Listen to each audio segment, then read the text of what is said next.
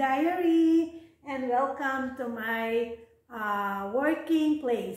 So, ang i-vlog natin ngayon, what's inside my parcel. So, in-order ko to 2 weeks ago. So, i-open natin, i-share ko sa inyo kung anong meron dito. Okay? Mag-start na tayo.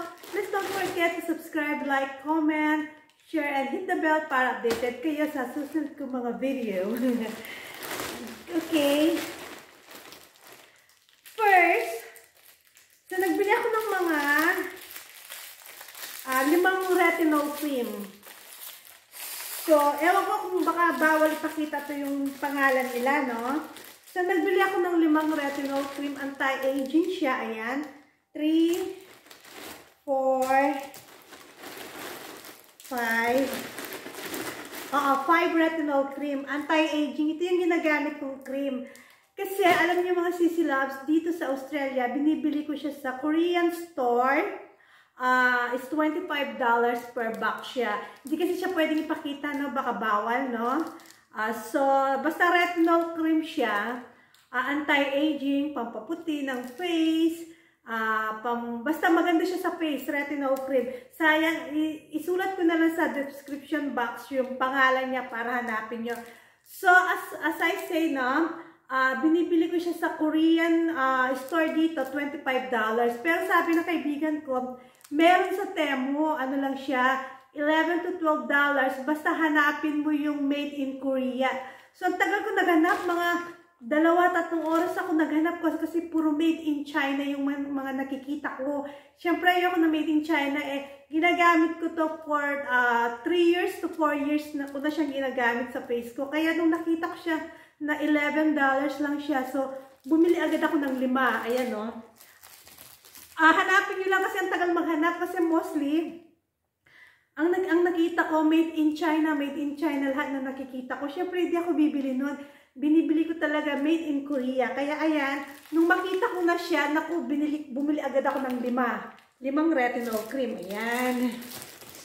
Siyempre, nakakatipid ako, no? So, nagbili lang ako ng dress na pajama pambahay. So, 2 pajama. Tapos, meron din ako dito waist trainer. Ayan. Kasi kahit nasa bahay ako, sinusuot ko to. Kasi nga, winter, hindi ako nakakapag-exercise. Mahilig ako mag-jogging, mga sisilab.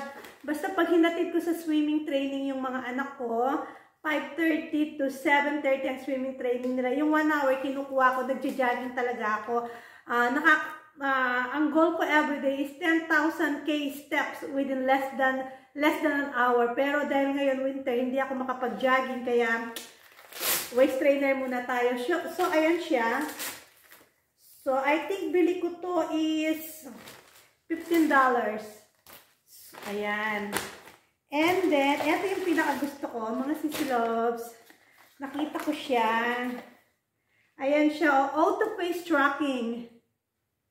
So, pwede ko siyang magamit sa pag-vlog ko na sumusunod siya sa'yo. Ayan, ang ganda niya. Ayan, o. Sumusunod siya sa'yo. Lalagyan mo lang ata siya ng battery. Hindi mo siya kailangan sa mobile mo. Yan siya, ganyan siya. Tapos, ilagay natin yung cellphone kung nandito. Ita-try ko. Pero lalagyan pa ata ito ng battery kasi, ayan siya. Ang cute niya. Ay, ayan, tinataas siya. Ayan. Keep hold. Ay, naano ko yung emergency. So, ayan siya. Tapos may pipindutin ka dito. Kahit na naka-stand siya ng ganyan, susunod siya sa'yo. Susunod siya. Motion, para siyang device, may motion. Ang tawag dito, auto face tracking. So, susunod talaga siya sa'yo. Ito siya. Ayan. Hindi ito sponsor, ha. So, ayan siya. So, I think, meron siyang ano dito. Ang cute niya. Ayan, ito yung pinakahihintay ko. So, binili ko ito, $35. Ayan. So, itatayo mo lang siya ng ganyan. Tapos, pag magsiselfie ka, so, susunod siya sa'yo. Ayan, susunod siya ng ganyan. O, diba? So, pag-aaralan ko muna siya kung paano. I-charge ba to? Ay, ito na pala siya, Ganyan na siya, oh.